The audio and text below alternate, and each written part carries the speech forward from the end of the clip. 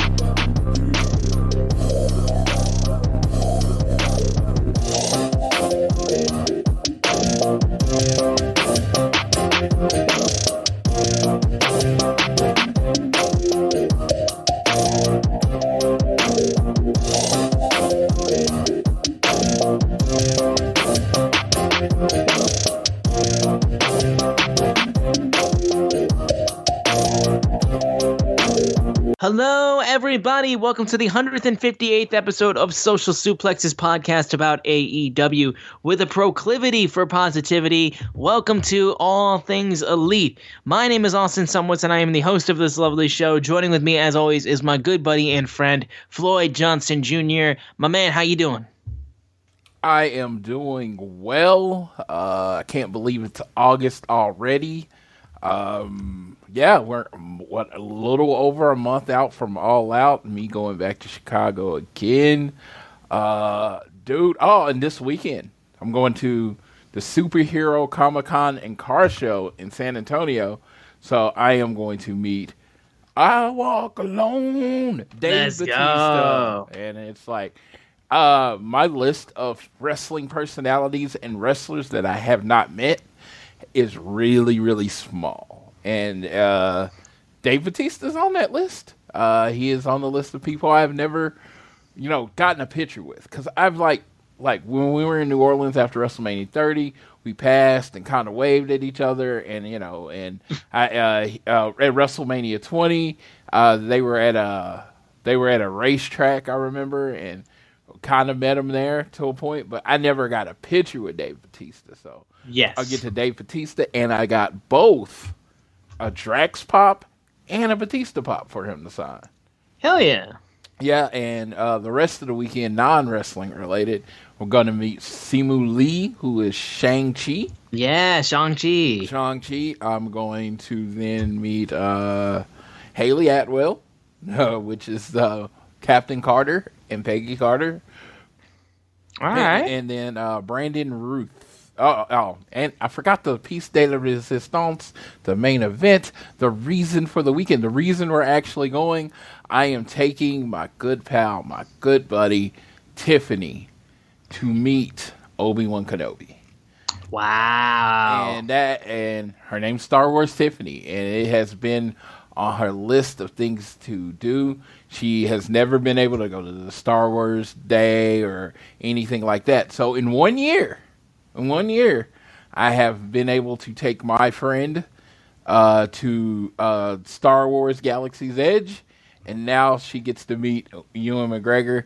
And it's one of those things. I don't say it, like, oh yeah, I'm doing this. No, it's just Tiffany is one of those people that she just shares her joy in such a big level that if you're a friend and you get it, you just kind of want to make her happy because it means so much more to her than it does to everybody else. Like, I'll meet Ewan, I'll be like, oh, cool, I met Ewan McGregor.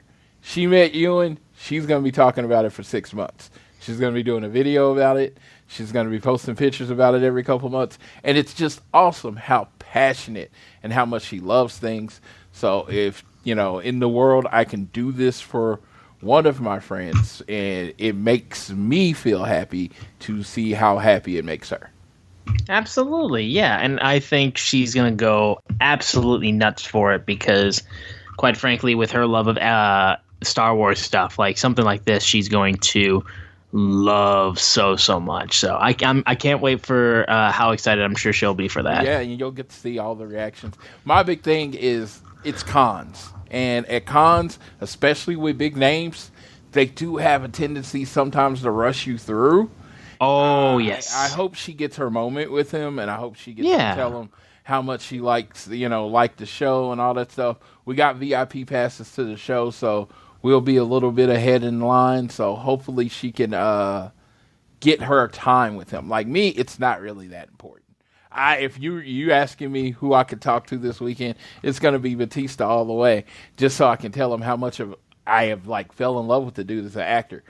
I did not like him as a wrestler. I won't say that to him, but I did. I could give two craps about Batista as a wrestler. But I've literally seen every one of his movies.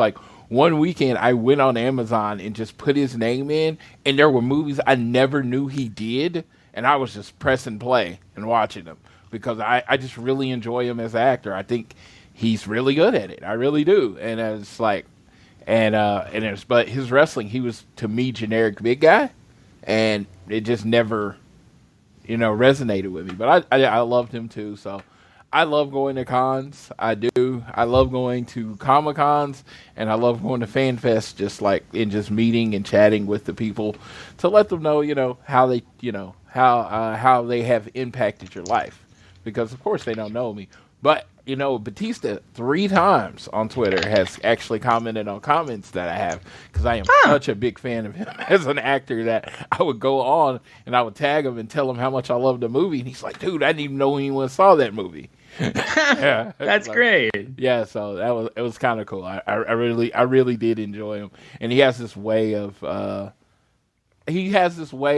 with his facial expression, really doing complex emotions. And which, like I said, I didn't get from him as a wrestler, but as an actor, definitely got it from. So there's enough of this. If you can't tell, I'm very excited. Haven't seen Tiffany since March, and so I get to hang with my friends for 3 days. We got the VIP front of the line access, comes with unlimited popcorn. Let's fucking go. If you get the chance, for me, ask him about his Running Wild with Bear Grylls episode, because that was a lot of fun to watch. I will ask him that, and I will ask him the question that everybody wants to know. How big is Pink? How big his dick is, yes. I wasn't going to say it, but I'm glad that you started to lean into that, yes, because we need to know how big his dick is. Yeah, which I'm like, I literally don't care. But it's still funny.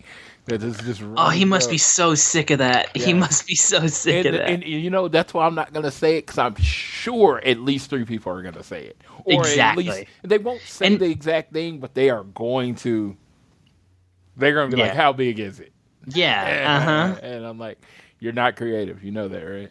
Yes, exactly. But regardless, I'm sure that's going to be an absolute blast of a time. But yes, guys, we are back with All Things Elite. Sorry for no episode last week. Schedules were not aligning, and we weren't able to get an episode out quickly enough to be able to get it up in time where we could talk about it before the next Dynamite came out or whatnot. So, unfortunately, we weren't able to get an episode up last week, but we got one right now, so I'm glad you guys are here listening to the podcast. But we've got a ton to talk about on this week's episode. Before we get into everything, though, guys, please continue to download this fine show on Google or Apple Podcasts. And if you listen to us on Spotify or anywhere else you get podcasts, please give us a share with your friends, family, coworkers, whoever you wish. You can leave a rating and a review. And if you're so inclined, you can also leave a donation through our podcast provider, Red Circle. But the easiest way for you guys to support us is on that lovely blue app that is Twitter. We are at AT Elite Pod on Twitter. And you can also find us our episodes on at Social Suplex. Those guys make this show possible. They are our podcast network, and they also have a bunch of other great shows. Listen to all of them. They're great. Myself, I am at Austin Sumowitz, SZUMOWICZ, and Floyd is at Floyd Johnson Jr. on Twitter. And of course, the big news of the week, and it was announced on this episode of AEW Dynamite that we're going to be talking about, is that the Trios titles are now official. We have the Trios championships. They look beautiful. Like pretty much every single AEW championship looks amazing, honestly. Like I had a problem with the original women's belt because it was way too small, but like now every title looks gorgeous. Every single one. It's honestly quite amazing. But we have the Trios Championship. We're going to be having a tournament to decide the first ever Trios champion, and it will wrap up at All Out this year. And look, I know he's not healthy, and you already know who both me and Floyd are vouching for your first ever AEW Trios champions. It's very simple. It's CMFTR. Absolutely. It's that or nothing else. I don't give a fuck about your Undisputed Elite. I don't give a fuck about your Hangman and Young Bucks. I don't give a fuck about anything. Fucking House of Black, or Death Triangle. It's CMFTR. There's no other options.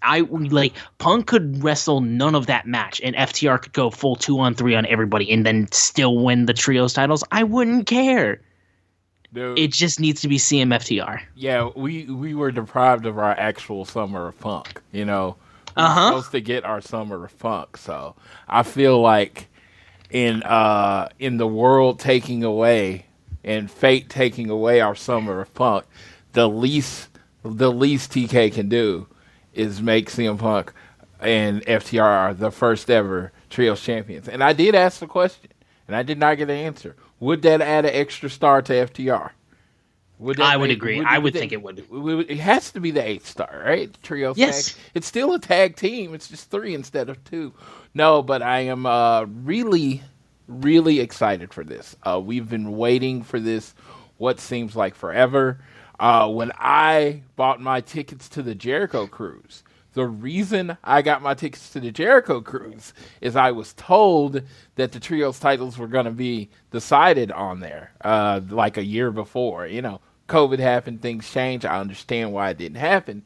But that was the original reason I chose to do Jericho Cruise. I will tell everybody, one of the best times of my life. If you get a chance to do it, great. You know, there's the videos out there, but dude, when you live in it and you're around everybody and seeing everybody and wrestlers just walking past you in the hall, I will tell you, it's pretty epic. But that's the reason I did it, and I didn't get my trios titles, and then they announced it, and I'm like, of course I'm going to be at All Out, and this will be it'll be kind of cool. So I saw the first ever world title named. I was there at All Out when the first world champion. You remember I flew to Dynamite in Washington, D.C. for the first episode. So I saw the first ever women's champion, right? Missed the tag belts, missed TNT, missed tag belt and TNT because of basically COVID, you know, in essence. But then we got to see the All-American champion, first ever All-American champion get crowned. So it's like All Atlantic, yeah. All Atlantic, whatever. I was gonna say it has Japan on it. You know, I don't know, whatever. Yeah. So no, and then so it'd be cool to add an extra belt to that. That would be amazing. And like I said, AEW is built for a trios division. If you're talking about best friends in Orange Cassidy, which technically the 3 of them are still the best friends, but the best friends in Orange Cassidy, you're talking about the Dark Order, you're talking about House of Black, which is a trio, you're talking about literally Death Triangle is a trio, Andrade and Rush can, Rush has a couple, or has a brother that's pretty good at wrestling by the name of Dragon Lee. You got that trio. CMFTR, without saying the Hung Bucks, the Elite, the original Elite, the Undisputed Elite, which in this case would be Adam Cole, Bobby Fish, and Kyle O'Reilly. You have so many different options. So before we move on, I kind of wrote this question. Who do you think will be the first champions? Not who you want. I know who we want. Who do you think? If I had to pick who I thought the first AEW Trios champion was going to be, I would have to put into fact of all right, let's look at our trios that we have. So if we go through them, if I can kind of run through them all in my head, you've got House of Black. You've got a few other ones. I'm trying to remember everyone off the top of my head, and I'm unfortunately not going to be able to. But if I had to choose what I thought the first Trios champion was going to be, honestly, if I'm being honest, I think it might go to the Blackpool Combat Club.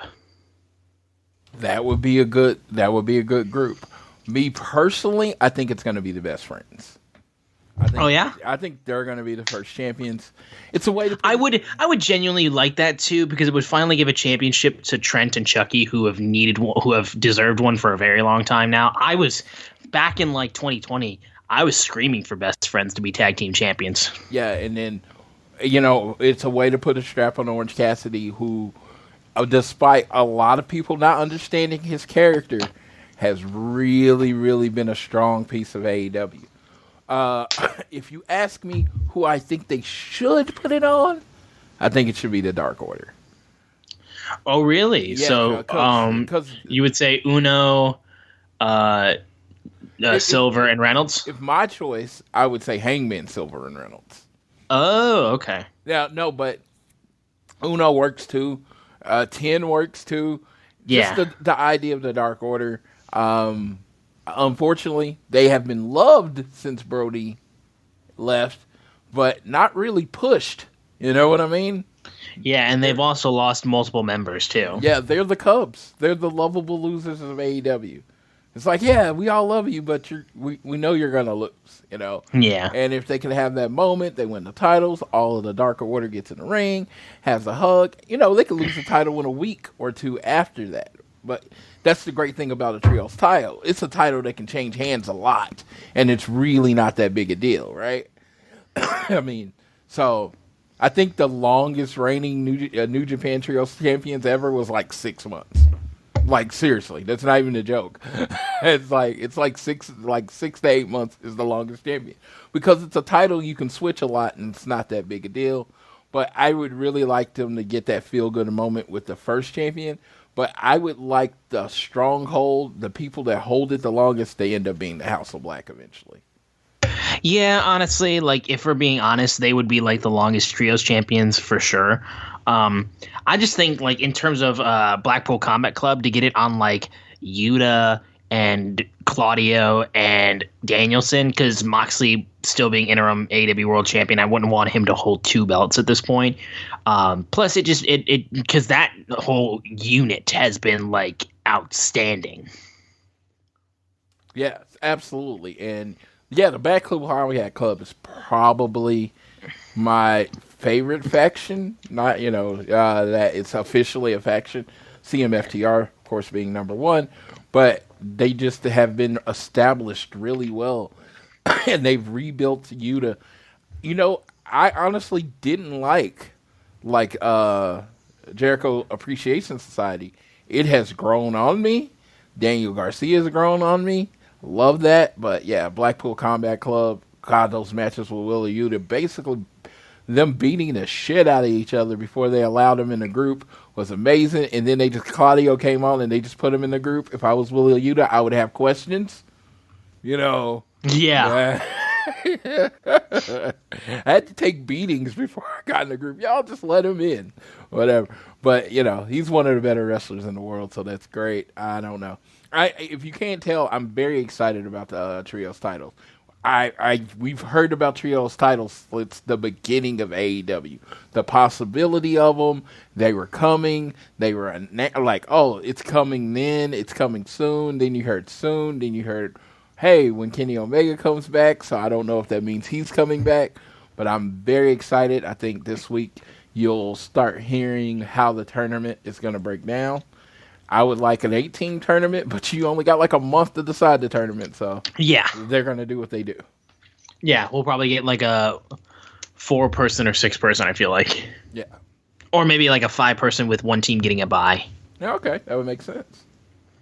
So, regardless, yeah, I'm all excited that we finally have the Trios Championships announced, and I can't wait to see what matches we get, because AEW, whenever they do a tournament leading into a pay-per-view, it always gives us great matches, and it gives us a lot of things to be excited about. So, I'm all for it. But let's get into this episode of AEW Dynamite for Fight for the Fallen week. We opened up with the AEW Interim World Championship match between Jon Moxley and Roosh. And Roosh, man, that dude is big and fast. He is very intimidating for sure. I remember seeing Roosh at a War of the Worlds show in Michigan, and that dude, like, he was definitely somebody I was like, wow, man, that's like, first of all, Roosh reminded me of a guy who could definitely be a WWE guy if he wanted to. He would need to find a character, but regardless, he had that type of look that I was like, WWE would fall over themselves to get this guy. I'm very glad that he's been doing stuff with AEW, and he's been paired up with Andrade. And these guys did a really good, really long match as well. And Roosh was getting a ton of work in on Moxley a little bit. And eventually Andrade got out and was getting involved in causing problems until the Lucha Bros came out and chased Andrade away, wanting revenge after Penta got unmasked by those two. And eventually, while everything was happening, Moxley was able to hit the Paradigm Shift or the Death Rider, and then quickly put the Bulldog Choke in and got the win to retain the Interim Championship. And then the Wizard Chris Jericho comes out with the JAS. He comes out, congratulates Moxley, said, great job as the interim champion, on a roll, but like, listen, JAS is on an amazing roll that is untouchable by anybody. Jericho's like, I beat Eddie Kingston, which we unfortunately couldn't talk about the barbed wire everywhere match, but I'm pretty sure Floyd and I can say kind of a bit of a similar situation with the exploding barbed wire death match. Great match. Shame about what happened after the match was over, because that ending sequence was very botched. Let me tell you. I promised to be honest on here, and we didn't actually cover last week's show, and I was kind of great. I was kind of happy because I can honestly say the week before last, they had an episode of Dynamite that I did not like. And it was kind of a consensus. I listened to Voices of Wrestling, and I always listen to Joe Lanza's TV reviews, and we hardly ever agree. And it was like, he was like, this was not a good episode of Dynamite, and I agreed with him, and I was like, the world is broken right now. I don't. Honestly, the only things I liked was Brody King and Darby, Best Friends and BCC. And then Dex cut his awesome promo. Yes, the fight like an 8-year-old girl. Yeah, so he cuts that promo. And other than that, I remember watching the show and just feeling like really unfulfilled afterwards. Cause, they generally deliver on the stipulations and the shark cage, and then they escape the shark cage. And I was like, honestly disappointed to that, because I'm like, I didn't care if Jericho won. I didn't care if Kingston won. But it should have been 1-on-1, and whoever won kind of thing. And then it just basically turned into a street fight, and then they double teamed Eddie to win it. And I was just like, it didn't leave a great taste in my mouth. But moving on to this week's episode, I like it. I like it with Chris Jericho. I beat him up. I won. And now he wants to get his rematch. He's invoking his rematch clause on Moxley so he can become the first ever 2-time AEW World Champion, which is like, Moxley's already done that. And with the greatest show name ever, Quake by the Lake. Yes. In 2 weeks' time. I don't know. Some people thought it was corny. I was just like, dude. That's old school classic wrestling shit. It's old school classic wrestling shit, of course, and I'm old. And 2, it's just like, it's making stuff that's AEW's own. You know what I mean? It's like everything generally is an offshoot of something WWE does. And AEW tries to make stuff their own, tries to give stuff its own name, and, try to make their own brands. And it's just like, it's so weird that anytime they do it, people like fight against it. But if they didn't, there would be a certain people that's like, oh, they just want to be WWE. They are trying to do everything they can to say these are two different products. Yes, they were like pushing the alternative product hardcore. Yeah, so like these names like Quake by the Lake, Grand Slam, stuff that they're making their own brands, their own names moving forward. That's good. And basically, you're getting a pay-per-view quality show with a promised world title match in Minnesota. How can you complain about that?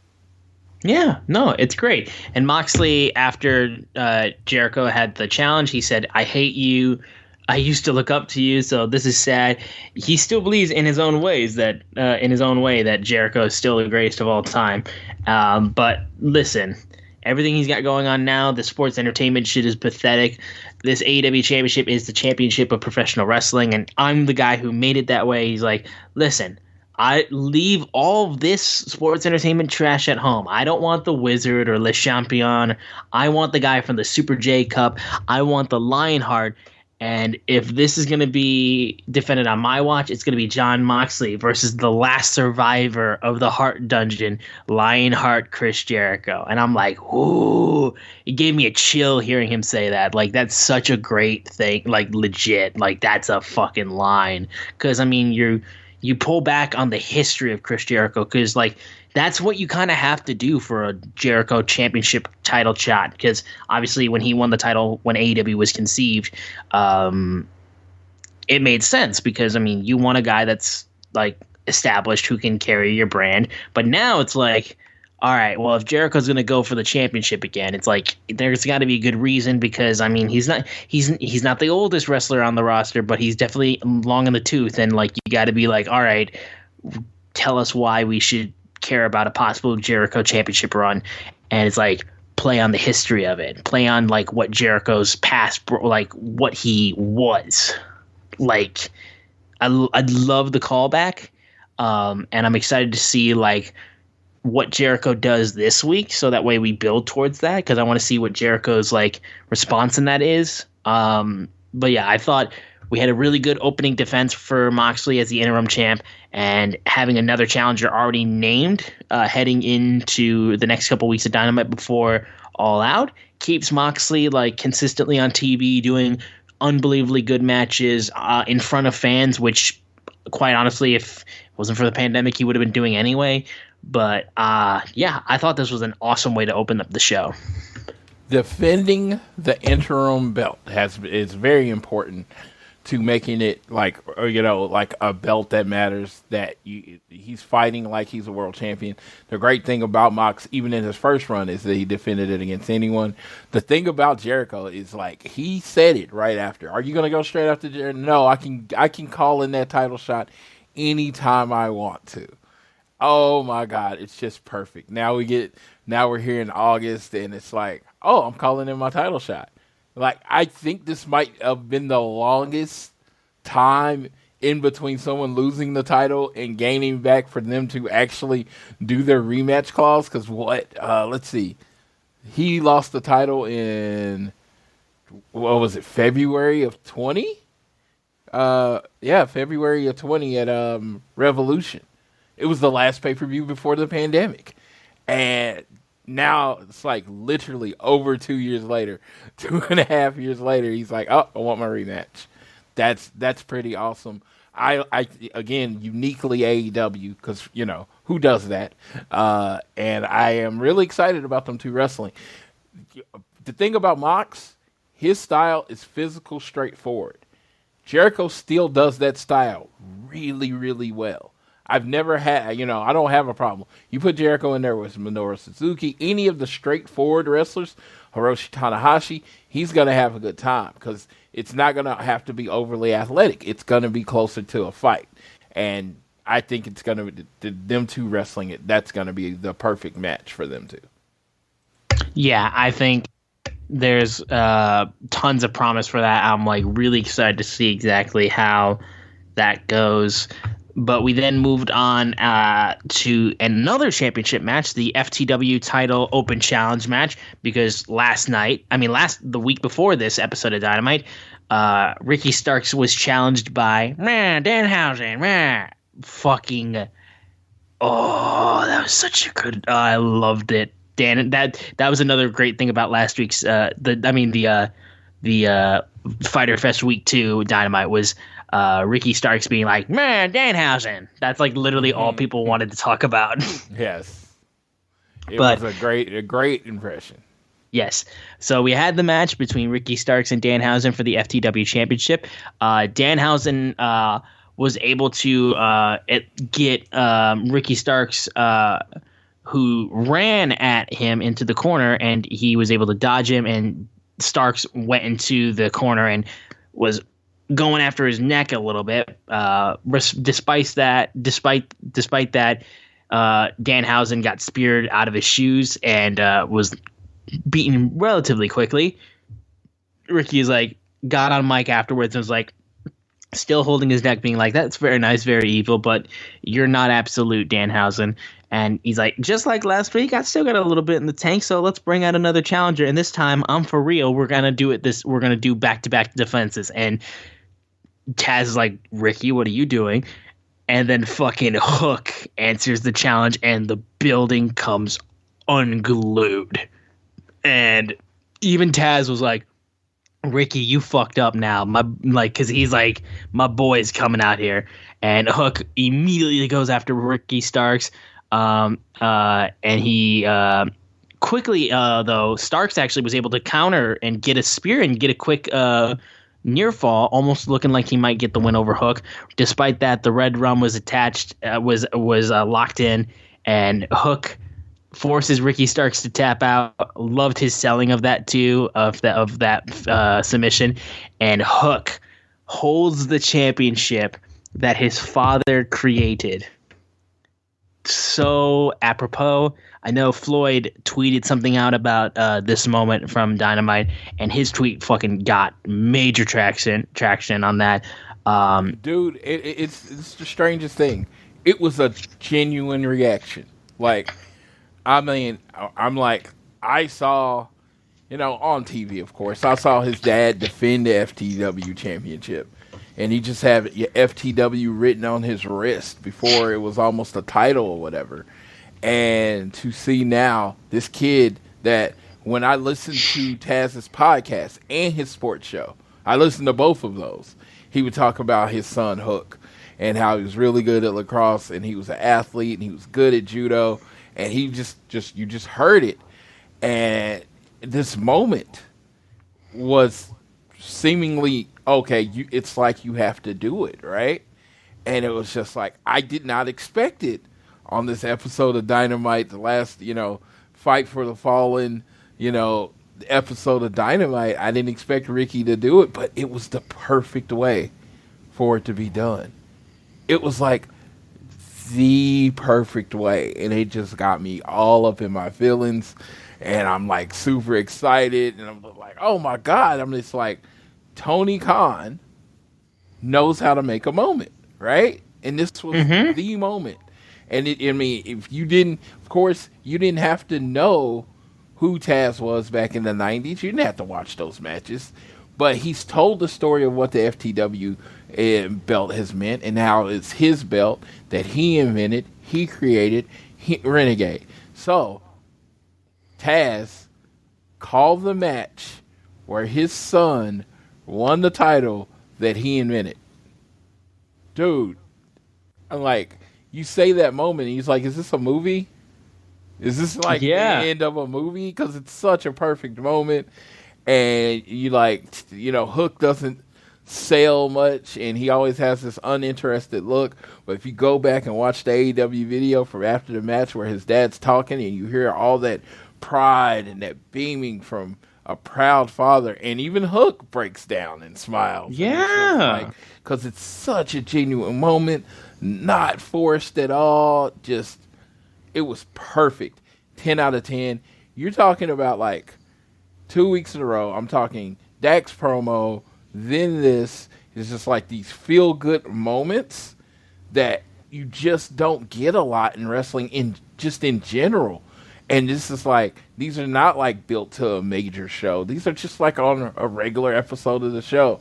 And yeah, I'm trying not to get choked up because I got a little, I was it was just a special moment. And you could tell from them that it was a special moment. So, I don't Absolutely. know. This was like, if we do end up doing a poll for moment of the year and you don't vote for this, I'm gonna look at you crazy. Yeah, I'm very, very happy about this. We then went to commercial break, and when we came back, though, Tony Schiavone was in the ring to interview Ricky Starks with Powerhouse Hobbs on his side, and Ricky was like, listen, I'm not a stranger to losing, and I'm okay with that, but when he was given that title, people thought it was a noose, and I turned it into a tie. Nobody back there can say anything. I did it. I made that title mean something. I exceeded all expectations, and he's like, listen, people back there were telling me to be patient. I'm like, I'm tired of that. Your time will come. I'm tired of that. My time was last week. My time was last month. My time was last year. My time is right now. It's like, I don't want to say people saying I had a string of bad luck. It was a string of bad timing. And that's why me and Hobbs, fucking Powerhouse Hobbs, wrecks him. Clotheslines him from behind. Knocks Ricky Starks dead in his tracks. Unbelievable turn. Like, absolutely. And, like, right as fans were, like, really getting hooked on, no pun intended, hooked on Powerhouse Hobbs and Ricky Starks together. Like, people were really getting behind them. And then right then and there, you have Hobbs knock Ricky on his ass as he's turning babyface, and you just fucking you kind of do the deed twice. And now Ricky Starks is going to feud with Powerhouse Hobbs.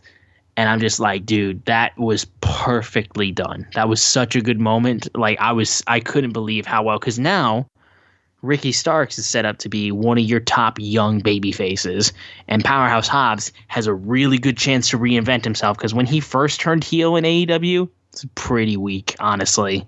When he first turned heel, and it was against, I believe, Moxley during the pandemic.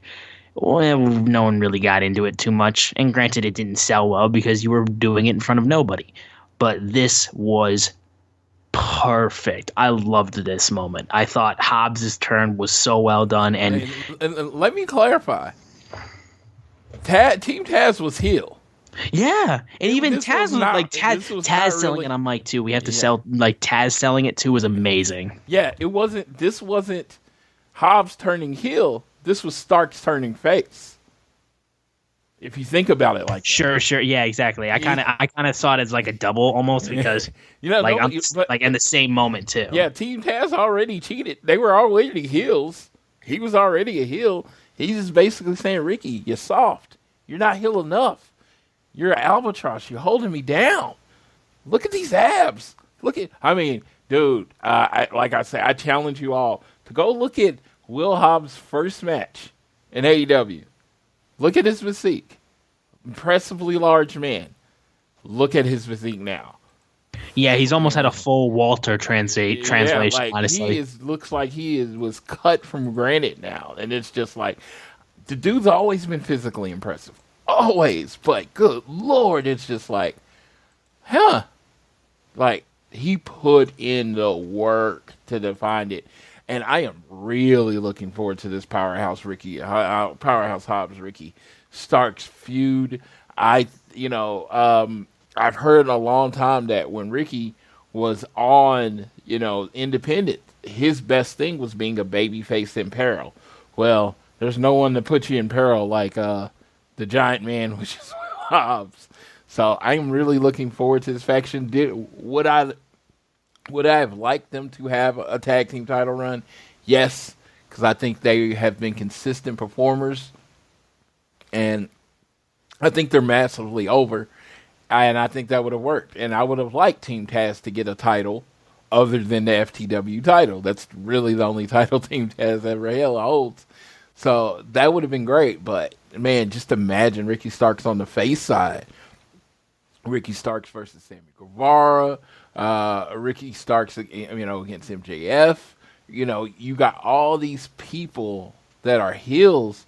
Malachi Black for Ricky Starks to go up against, and I just think, man, you're only at the tip of the iceberg of all the great matches you're going to get out of a face Ricky Starks.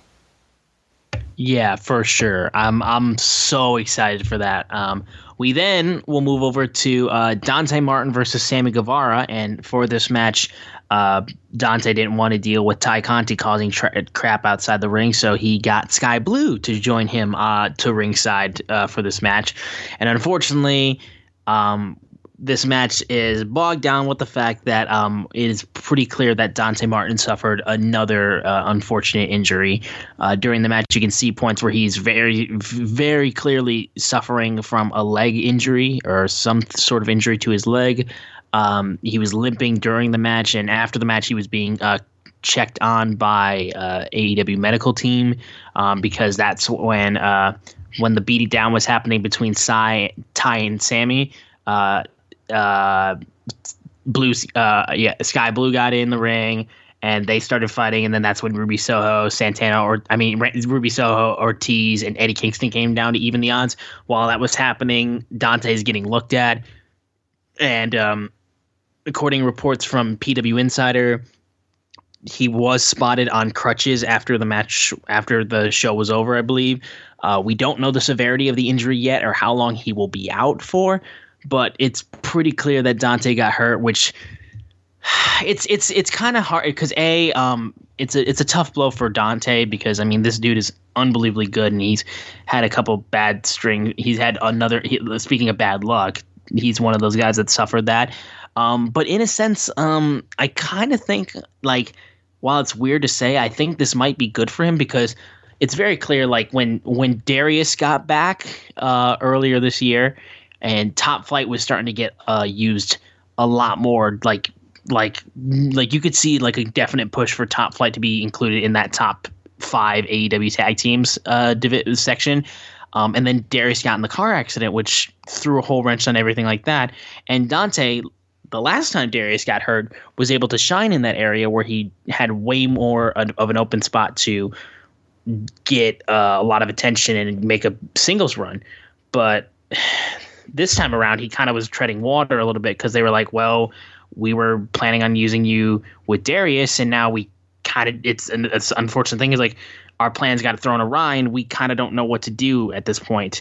So hopefully, whatever this injury is or however long it keeps him out for, gives enough time for him and Darius to come back as a unit, and then that way they can kind of go back to working their way up the tag division, or maybe even work their way into finding a third to have a trios run, since those titles will be coming out very soon. So I don't think this is going to be that much of it won't be super hard on Dante, but it is another string of bad luck for the Martins because they have just not been able to get going consistently, even with Dante with his really good singles run from last year. Yeah, it's a tough break for him, but still. Hold on just a second. Oh, good. But it's a tough break for him. I'm looking forward to him coming back here. That's the great thing about signing when you're 20. You know what I mean? It's like exactly. You get hurt. Oh, how old are you now? Oh, I'm 21. You still got your whole career ahead of you. Dante wasn't that much older. I think he's only a couple years older. So that's a good thing. I'm looking forward to what they do what they do going forward. Yeah, absolutely. We then moved on to a backstage segment with Jay Lethal, Sanjay Dutt, and Satnam Singh saying how they had unfinished business with the Best Friends since obviously Jay Lethal was not able to get the job done against Samoa Joe. He's not the AEW television champion. Joe still holds that title. And the Best Friends were there, and they challenged them to a trios match. And Satnam Singh was basically coerced into making it a trios match. And he was like, fuck, why? I didn't want to be in this match. Shit, damn it.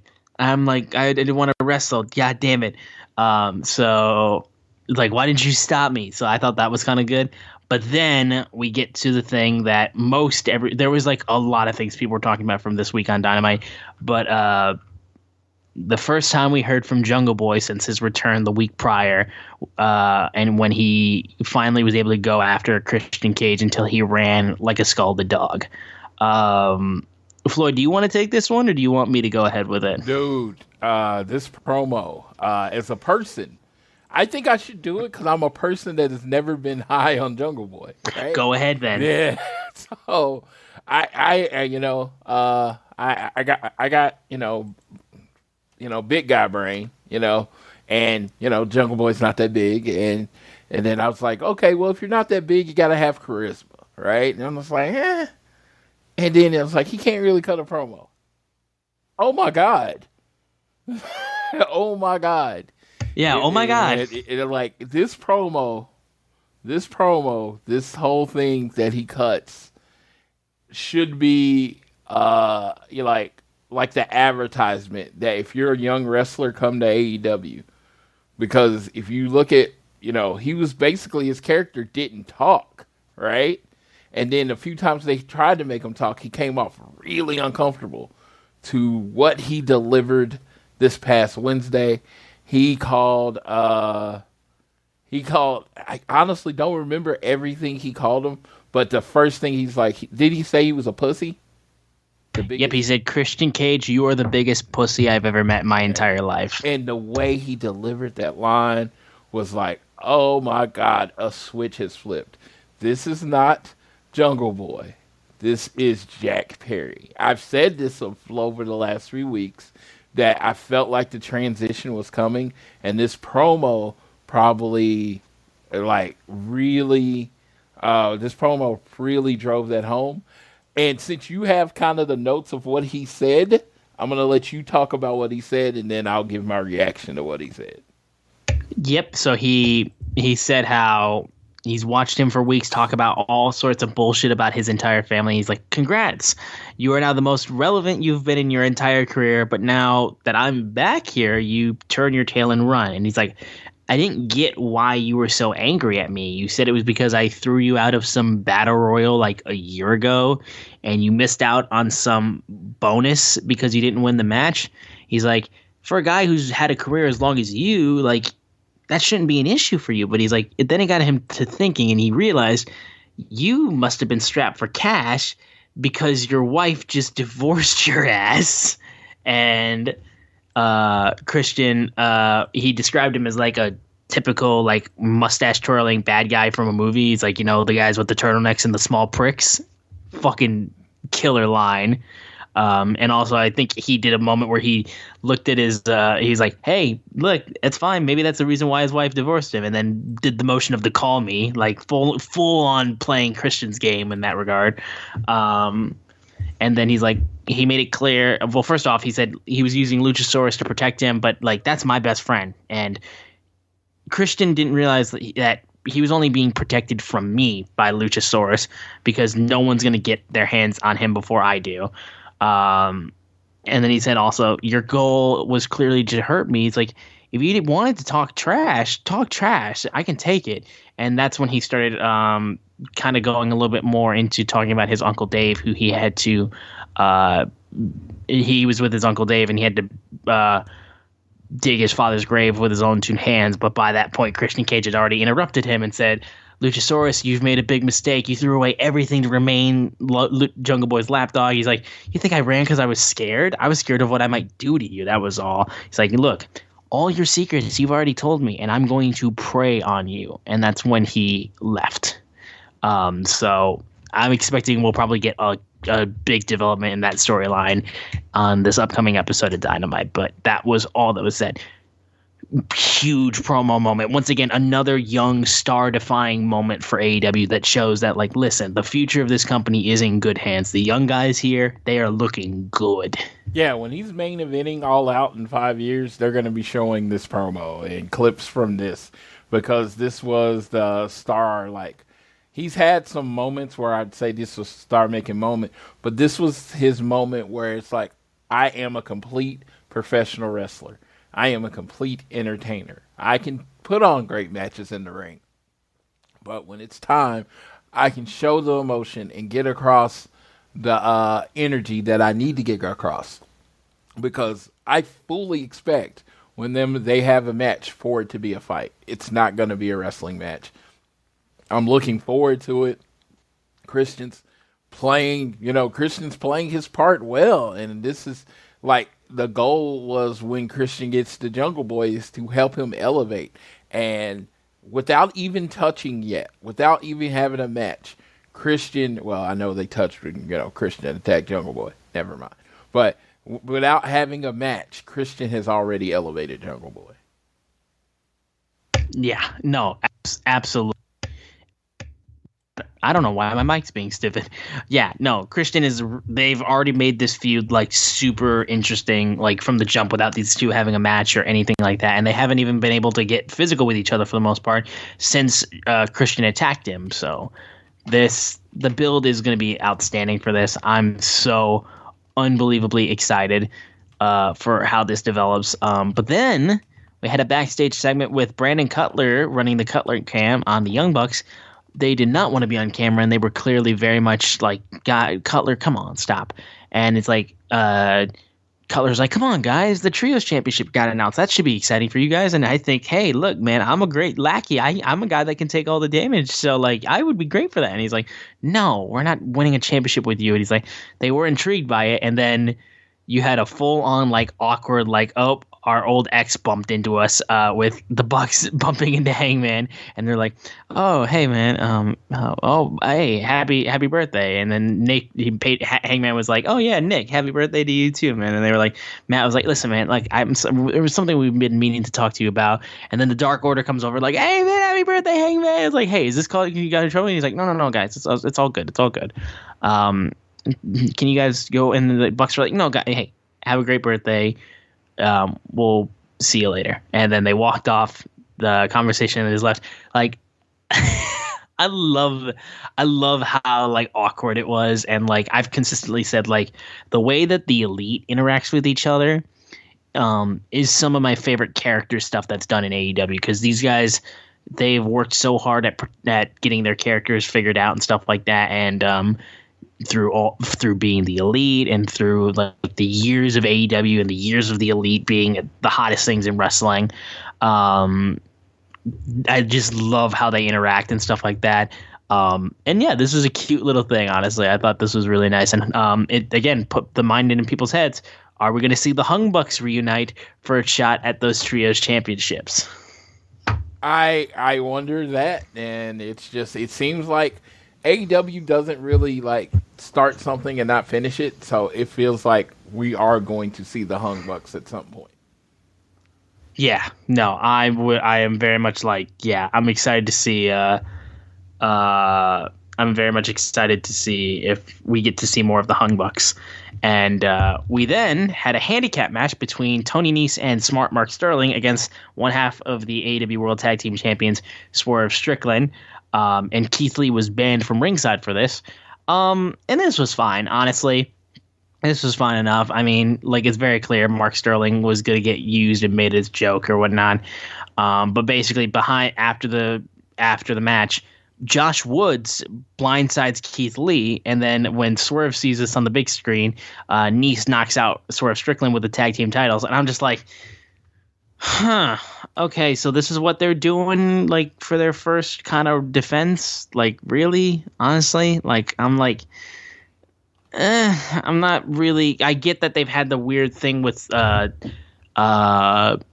Mark Sterling trying to ban Swerve Strickland from AEW with his petition, and then they had the whole thing from last week with Kevin Gates, like, slugging the fuck out of Tony Nese. Like, that whole grabbing him by, like, the chain, by the chain, and then just fucking clocking him. I was just like, Jesus Christ. But yeah, no, I don't, I honestly think you could have gotten somebody else way more involved. And I honestly think the reason as to why, because you would have thought like you would have gotten a top 5 team to go after them. And like, listen, I like Tony Nese, I do. And Mark Sterling is a good, comedy like manager sort of, but, like, is this really what we're doing with Swerve Strickland and Keith Lee when they just won the titles, like as their first thing? It's like, I kind of was hoping for something a little bit better, but, like, at the same time, though, it's like, hopefully this is a stopgap thing, and then, like, we start building towards what they do at All Out, because this needs to be, like, donezo, like, pretty quickly, because I'm like, I don't need to see this. I am so happy because you sound like old man Floyd right now. We got too many real tag teams in AEW. We do. For you to Josh the Woods and Tony Nese. I mean, are we building to a Rampage like second match? It's not even the main event of Rampage. It wouldn't even be the first match of Rampage. It would be like the third match of Rampage. No one wants to see Swerve and Keith Lee versus Tony Nese and Josh the Woods. They're great. They're great. I like Josh Woods. Thinks he's talented. Thought he was a hell of a pure champion. Love Tony Nese. Think he's talented. Thought he was a hell of a 205 Live champion. I'm not disparaging them as individuals. Or as wrestlers.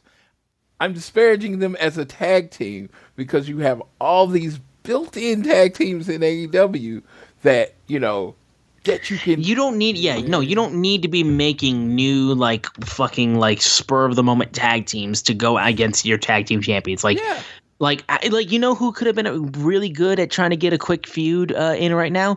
Private fucking Party. Private Party. You have the Dark Order. If you wanted to do Reynolds and Silver, if you wanted to do the Kings of the Black Throne, you want to do anybody, would be a better first challenger than what seems like it's coming. Now TK could be like, okay, he could kind of be teasing that, and then we get a real tag team. But at this point in time, what it looks like, I'm like, why are we still doing Swerve? Swerve and Our Glory are at the top of the tag team division in AEW, which arguably is the best tag team division in the world. They need to be treated as such. Absolutely. And look, you got Private Party wrestling on Elevation. Fucking put them in a feud with Swerve and Keith Lee. It doesn't have to be your feud going into All Out, but come on, get them involved. Yeah. Because at least fans, they might not think they win, but at least they'll give you fucking great matches, and then it's already established tag team against established tag team. I don't understand why. If we look at the power rankings as of last week, look at that. You've got Ted and Evil Uno. Even Menard and Parker, they got upped into the top 5 right there. And of course, we can't have Hobbs and Starks because they're going to be going after each other. But you telling me Private Party couldn't be thrown in there anywhere? Even Butcher and Blade would have been fine. I don't think it would have been earth-shatteringly that's not the best first feud, but okay. But Nese and Josh, that's really again, no disrespect to Nese or Josh Woods. I like them both perfectly fine, but fans are not used to seeing them in a tag position, and to see them get bum rushed going after the tag team champions, it kind of is what the fuck is that? Yeah, maybe it'll be an eliminator match where they're not really getting a title shot. They're getting a shot at the shot, that kind of thing. Maybe. I don't know. I'm just not excited about that being the first thing that the tag team champions are into. Yeah, absolutely. No, I get there's got to be something better than that. But moving on from that, we had Malachi Black talking about the Redeemer, since he came out and actually was protecting Darby Allin after he wasn't protecting Darby Allin. He just came out and he was staring down Malachi Black after the match was over between Brody King and Darby Allin.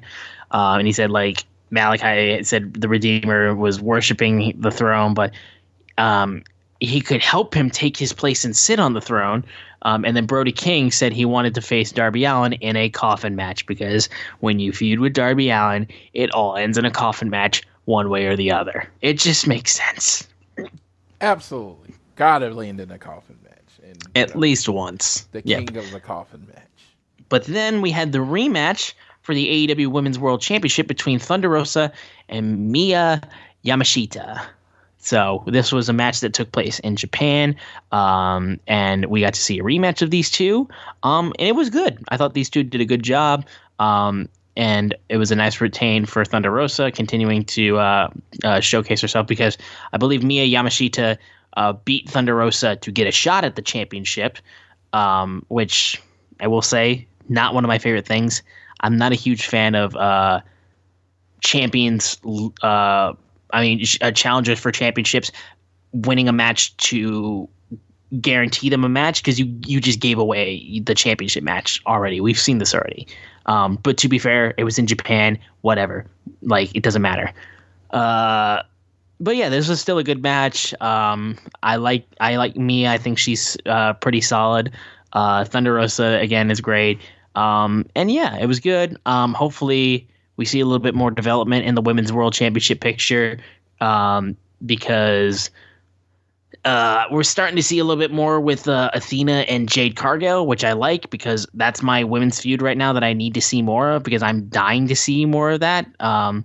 But yeah, hopefully we see more developments in the women's roster, because again, it's still the weakest point in AEW, unfortunately. It's coming. It's coming. It seems like there is more threads to it. I just see more, like, more outside type of influences, as far as, with Ty and Anna Jay and all of those people coming in. So I do think we are in a good position to really establish the women's division. But it's so funny how, things that happen somewhere else can affect it, because, pretty much people were writing two names like they're on the way to AEW guaranteed. That might not be happening. Yeah. Not so fast for my friend. People were counting the 90 days. They had their little calendars up on the. They were waiting for the official Futured Endeavors tweet. Yes, and it's just like, no, maybe not. Maybe not.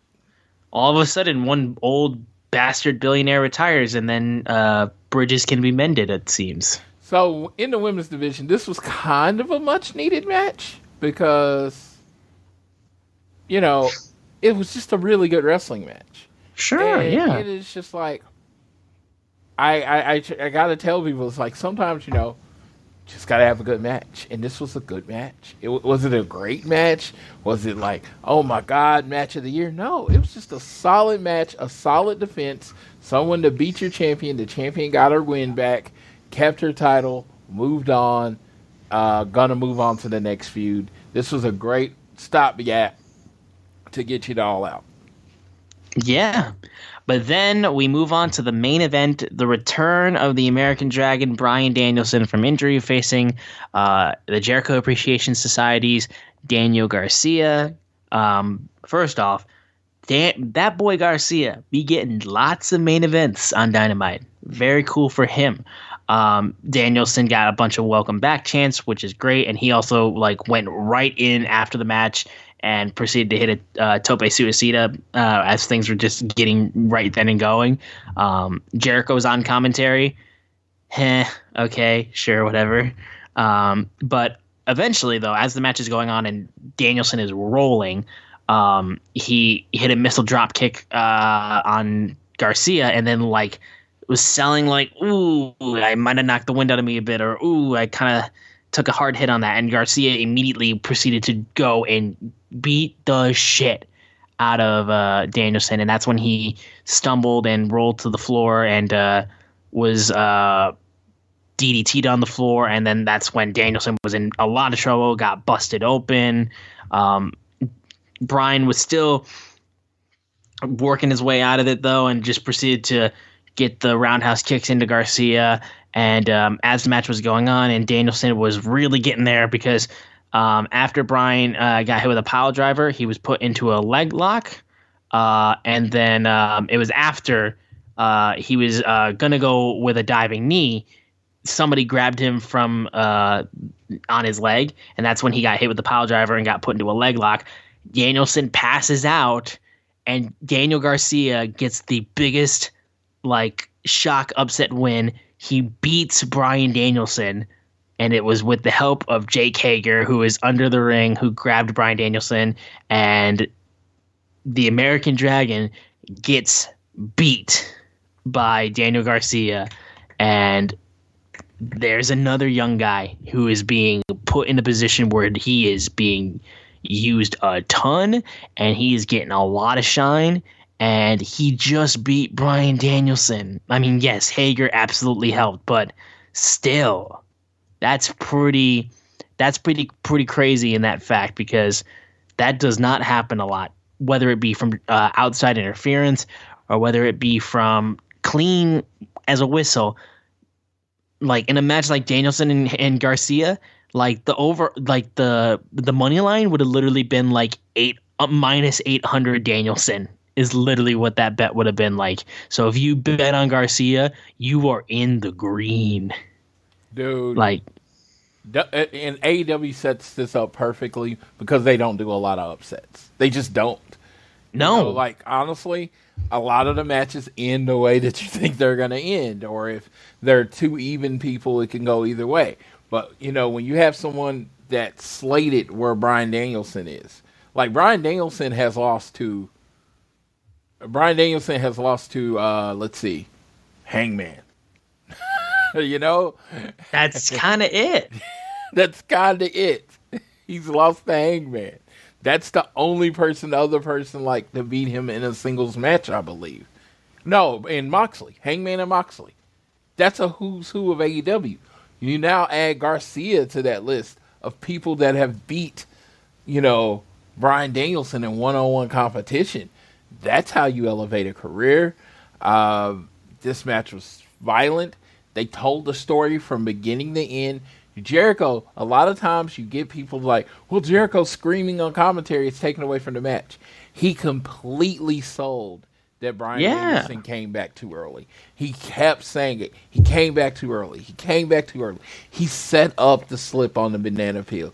You saw Garcia go after the neck and the head area. DDT on the outside of the ring.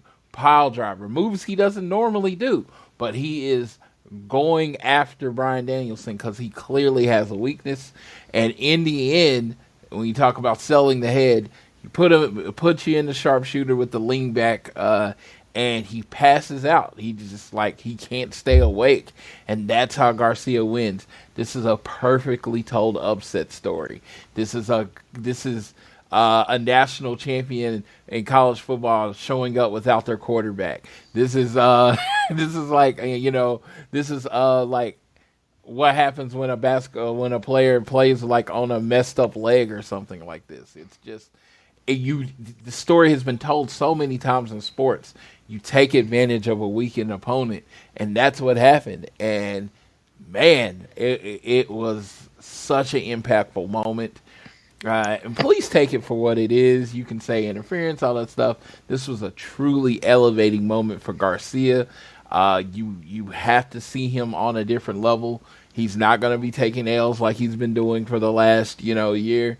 It's not an automatic L when he's in the ring. He put down Bryan Danielson. He's actually the toughest Daniel I've ever seen in wrestling.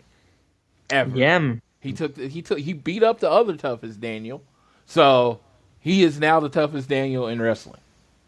At this point, yeah. Honestly, it seems like it. But what a fucking dynamite it was. Genuinely. Like, this was a really good show. Considering what the week before was, this was great. Complete bounce back episode. And it's just like, it almost is like, man, AEW should just throw a stinker out there on purpose. Because, man, when they come back and hit you hard, it was like, oh, my God, this is why I watch wrestling. Oh, my God. Yeah, that's how I felt after that show. Yeah, it was outstanding. But we'll move quickly over to Fight for the Fallen Rampage. We opened up with the trios match between Best Friends and Jay Lethal, Satnam Singh, and Sanjay Dutt. And honestly, it was good. I'm glad that we had more of Satnam Singh included, because honestly, I liked getting to see more of him, because I saw him for a dark episode when we were in Detroit. And I liked what I saw, honestly. I thought he looked all right, and I was like, okay, cool. So let's see more of him. I want to get more idea of him, so that way I can kind of get a bit of a idea of it. And I thought he looked good. And this was obviously a very good way for Orange Cassidy to quickly get Sanjay Dutt for the win for Best Friends. But then afterwards, Satnam Singh can just beat the shit out of everybody, which he did. And he proceeded to get Orange Cassidy up. Jay Lethal came out and hit the lethal injection while he was being held up. And then Orange Cassidy was getting the shit kicked out of him. But then Wardlow comes out, the TNT champion, and he comes out and stops that. And yeah, if we're gonna get Wardlow versus Jay Lethal or Wardlow versus Satnam Singh, that should be very interesting. But I will say, probably would lean more towards Jay and Wardlow, because while Satnam Singh shows promise, I'm still not 100% sold yet. I mean, he can take a powerbomb, you know. Oh yeah. No. I remember Wardlow used to do that move where he set you on the top ropes and then kneed you in the face. That's almost like a perfect move for Satnam Singh, because you're gonna have to pull him down to your size. But I'm looking forward to that. Satnam Singh is a developmental wrestler. That's what he very is. Much so. You keep him out there. The great thing with someone that size, though, even though it's 2022 and everybody's expecting super athletic stuff, when you're that exceptionally large, you don't have to do much. You know what I mean? It's just like, a body slam. He doesn't need a top rope. He is a top rope. Yes. So it's like, even a body slam is coming from the height of a top rope. Everything he's doing, and he's really athletic. You see it now. It's like that he's maintained his athleticism. He can move very gracefully. So you can see like the makings of a future star there, and that's what you're supposed to do when you're developing someone. You can see the makings of a future star. But no, I wouldn't throw him in there with Wardlow anytime soon. It's just, he's have him beating up people on Dark and stuff. This needs to be building to Jay Lethal versus Wardlow, as you stated. Exactly. Yeah, you can save that. Give it some time, and then we'll eventually get it. But yeah, no, Jay and Wardlow, that should be outstanding, because I think that will be a great feud. We then had a quick match between Ethan Page and Leo Ruffin. That was basically a good quick win for Ethan Page as a singles wrestler.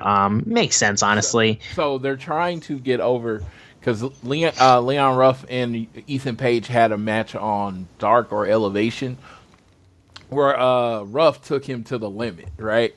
So in this match on Rampage, they were really trying to build up the no-nonsense Ethan Page, that he's not playing around, he's not having fun. I know you did this last time, but I'm going to destroy you this time.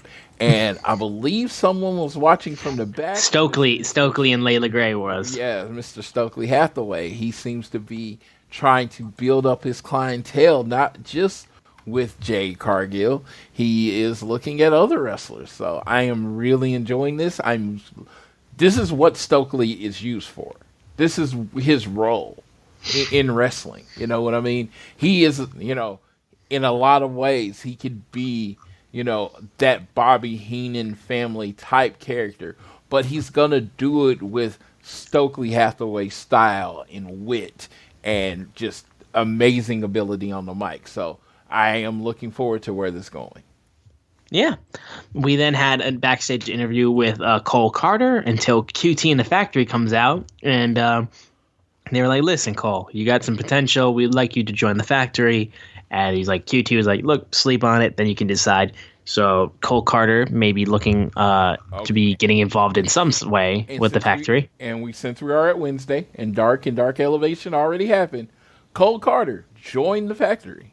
So he did. There you go. Yeah, so I could give that update that he pinned Serpentico, and then in a backstage interview, basically joined the Factory. I don't know if he really joined, because the Factory was like surrounding him, and it looked like they were going to beat the crap out of him if he didn't join. But he's like, yeah, I'm joining, and they shook hands. So I was like, I want to see where this goes, if it's a real join or if it's a red herring. So that kind of... Yeah.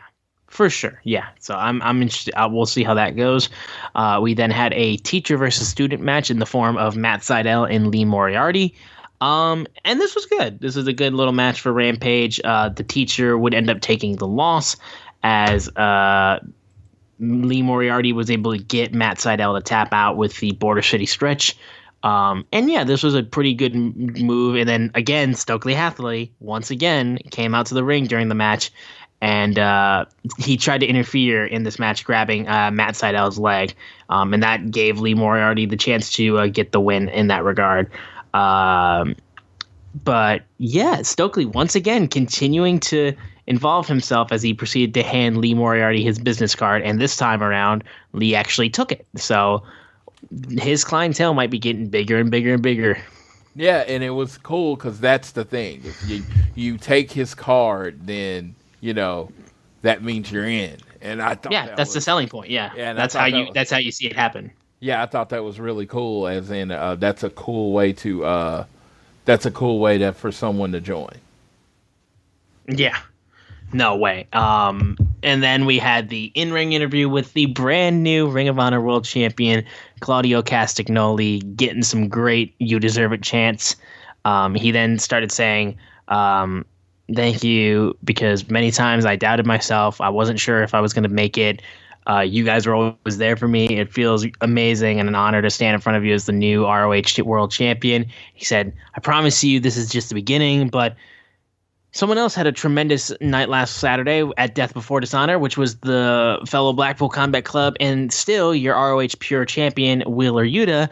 And then Chris Jericho comes out. And he's just like, "No, you expect me to sit at this desk and listen to all you guys chant for Yuta and chant for Claudio. And you know what you deserve, Claudio? My boot." And that's when Yuta comes out, says, "No, shut up. I know you're going to say sports entertainment beats pro wrestlers every time, except for Saturday when I beat your boy Daniel Garcia to retain this championship. And my confidence has been really built up with that match." And he says, "I know I can beat Daniel Garcia. And Chris, I'm pretty sure I can beat you too." And Jericho's like, "You think you can beat the great Chris Jericho?" And Yuta's like, "Yeah." And Jericho's like, "You can't beat me ever. So you want your chance? How about Jericho Yuta on Dynamite this upcoming Wednesday?" And Yuta goes, "Nah." And Jericho goes, "You don't want a match with Chris Jericho?" And he's like, and Yuta's like, "I don't need a match. I know I can beat you." And he's like, "You know what? I'm so sure I can beat you. I'm going to put my title match shot versus Jon Moxley at Quake by the Lake. If you beat me, you get the title shot. So Jericho, Yuta, if you win, you get my title shot against Moxley at Quake by the Lake." And he's like, "That was easier than I thought, guys. Go ahead. Yeah, you're on." And Jericho's just like, "Oh boy, he baited me." And I thought that was a great little bit of a promo, and it gives a little bit of urgency to the match too. Honestly, I think this was a cool little thing to have, because even if Yuta doesn't win, it's fine. It's fine, because Jericho versus Moxley is still an outstanding match. But if Yuta does win and we get BCC versus BCC for the AEW World Championship, there's an interesting level, because we've already seen a bit of this before with Yuta facing the Blackpool Combat Club members before he joined. So it gives you at least the mindset of like, ooh, what if it could be both? But I'm pretty sure Yuta loses on Wednesday. You know what's even awesome is that it's canon that Jericho can be tricked into a match. Yeah, absolutely. Scorpio Sky, that's how he got his first match. It was, yes. That he tricked Jericho in a match. It's like canon that if you piss Jericho off enough, he'll make a bad move, and especially in the heat of the moment. He's like, "That's easier." And even when he said that was easier than I thought, I was just like, "Yeah, that's what Scorpio Sky said." That's so awesome. I just love the little callbacks. You didn't need to know if you haven't watched AEW from the beginning, but for the people that have watched AEW from the beginning, it was a nice little callback. Yes, it was. And then we proceeded to get the debut of the brand new music video from the one and only The Acclaimed, and they were doing a match. They were doing the video by a dumpster and a dump truck, and was basically doing all this shit when they were rapping. And they challenged the one and only Ass Boys, the Gun Club, to a dumpster match on Dynamite. So the video was honestly okay. I dug the beat of the song they did. I don't remember all of the bars that Max said, but regardless, I thought the video was kind of funny, and the beat I dug. But yeah, so we were going to get a dumpster match. Gotta say, not the type of stipulation I was expecting, but I saw Shark Cage a little while ago, which was also a thing I didn't expect to see. So you know what? Dumpster match. Dude, sure. Why the hell not? I've been calling this for weeks. And then I've seen his latest Twitter and comments on Twitter, so I know it's not going to happen. But it would have been so cool if Road Dogg would have came down with the Acclaimed. But yeah, Road Dogg is like been doing old man wrestling, talking about AEW, so I don't think that invite's in the mail. You know what I mean? Yeah, so that sucks. And it's so funny. So he's trashing AEW, and then he says, "Well, I've been looking out, trying to get him to hire me. I wouldn't know why they want to hire me." I'm like, Huh? Yeah, what? What? Your company sucks and you don't know what you're doing. I can fix it. Hire me. No.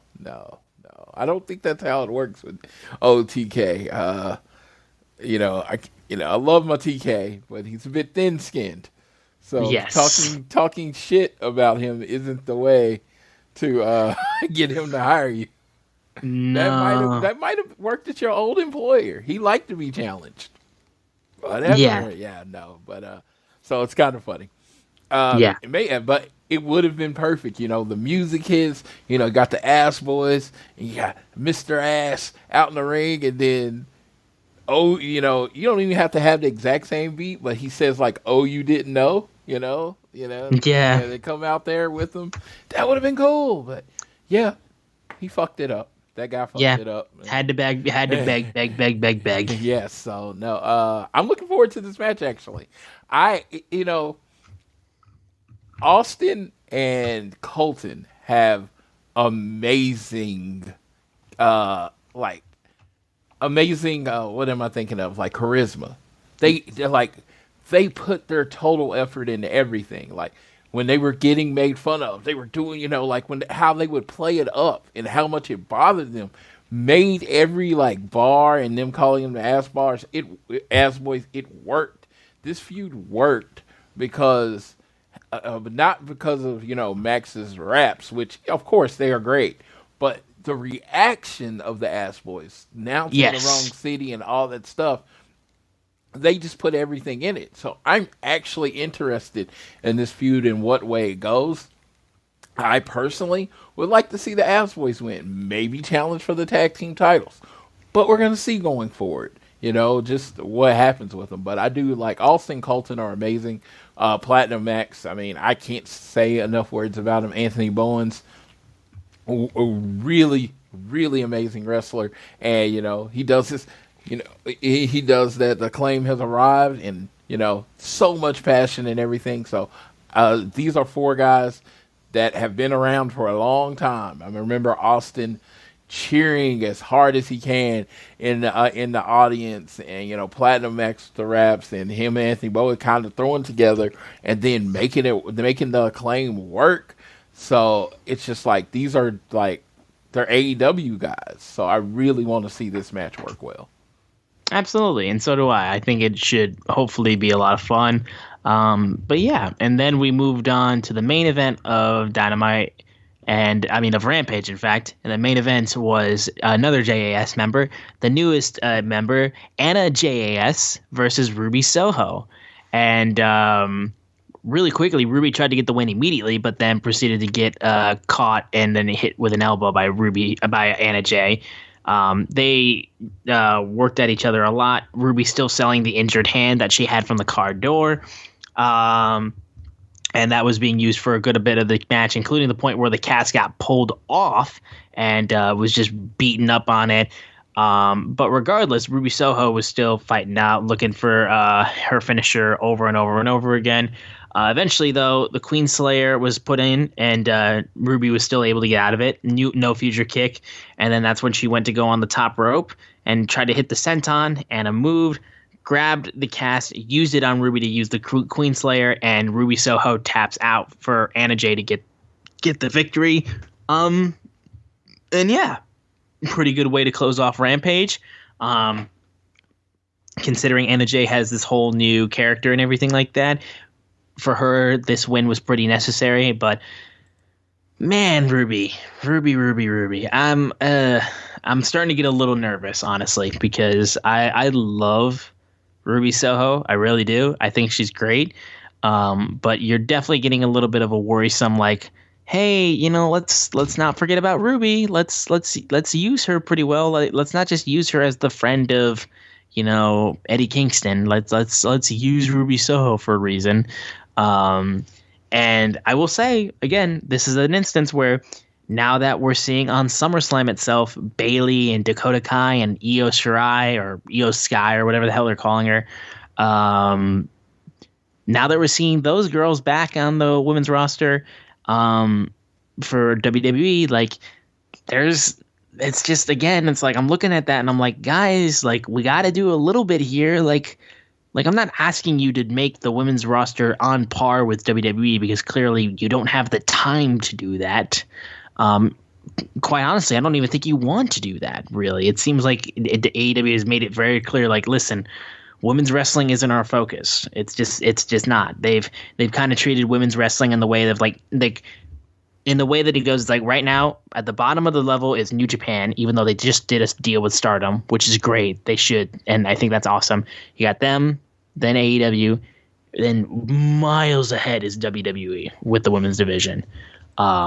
And I thought Ruby was one of those girls when she got there that could really benefit in AEW, and she had some strides, but hadn't had a ton of success as of late. And I'm hoping that she can kind of get a bit of a bounce back because I would like to see her do a good amount because I like Ruby. And like, it's the same feeling I have with Athena. I want to make sure Athena's used well too because I was fucking screaming for Athena to get signed because I was like, there's a girl who could help you with your women's division.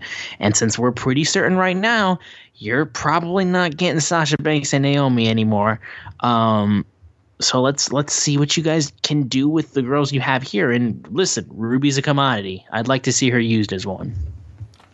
Well, maybe this is her story. I know. I mean, listen, I know that argument, and yeah, it very well could be. But at least what's presented with me right now, yeah, I would like to see Ruby be used a little bit more properly. But if this is the story, and if it builds to that, I will eat my words. I will say, listen, I was impatient, whatever. But I'm telling you what I have right now, and that's why I said that's why I'm saying now.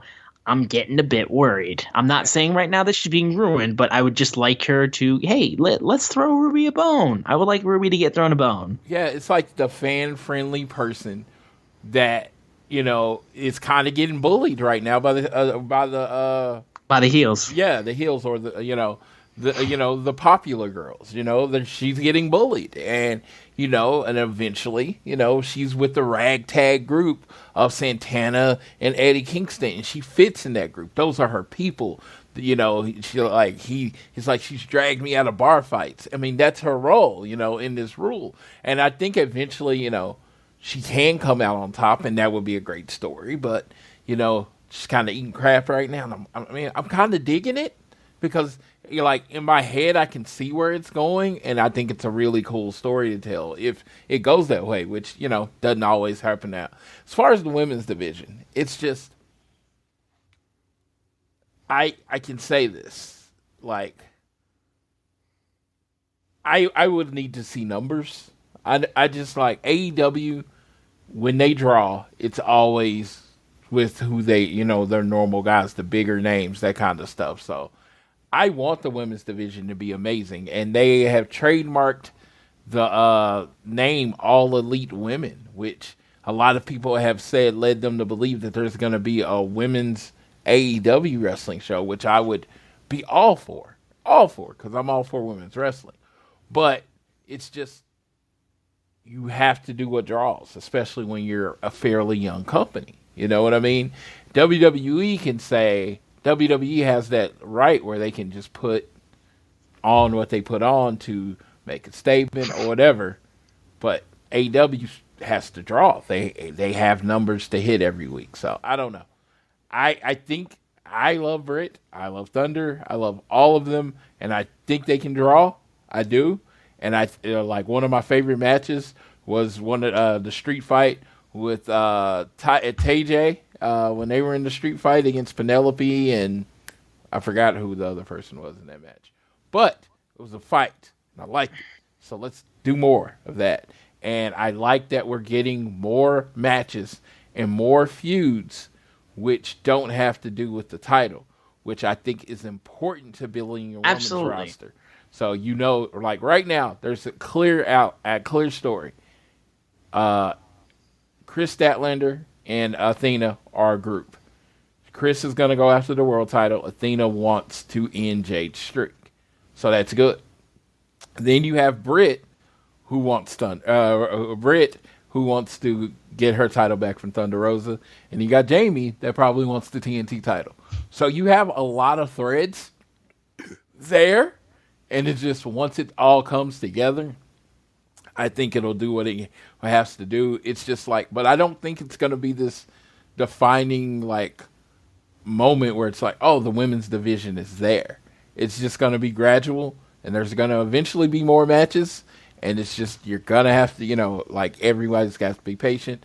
We had the big moment with Thunder Rosa winning the title in her hometown. And I thought that was, I believe that was the main event, right? I believe so. Yeah, I believe so. And it's just like, you're going to get more moments like that, but you got to build to them. And, once we get Penelope Ford back, who's out injured, and, get some more people in it. And from the Japanese side of things. Yeah, Japanese side. You see Layla Gray. They seem to be slowly bringing her on. It's like, I think the women's division will be great, and especially if they get their own show where they can just get an hour of just telling women's stories, building the characters, cutting promos, giving them time to perform. That would be amazing. Yeah, absolutely. And again, like I said, a women's show would be interesting. I don't know exactly how long you could book for that because, again, like I said, you need a good amount of talent if you're going to have a whole show dedicated to just women's wrestling. So, like, you're going to really need to make use of all of your women's talent, like, if you're going to do a show. Yeah, absolutely. But we'll see if they're able to make that happen if that ends up being the case. But yeah, if it means using the women in a more prominent way, yeah. And if they do a women's show, and y'all who are still screaming like the women's division sucks, and we want it to be better, like, then watch the show when it comes out. Like, yeah, practice what you preach. Yeah, it's that simple. Because hey, I'll tell anybody, NXT puts on a ton of women's matches. A ton. I mean, one of their top stars is literally, you got Mandy Rose and her group with Gigi Dolan and the other girl. Yep, but then look at their weekly ratings. Very true, but also I attribute that also. I attribute that also to the NXT 2.0 as a brand itself. When NXT rebranded, it was the worst thing it could have done. I'm saying vote with your views. You know what I mean? Watch it, support it. Don't like a lot of people ask for it, and then it was like, oh, so did you see that match? And they were like, well, no, I had to do this and this and this. I didn't get around to it. I'm like, the hell?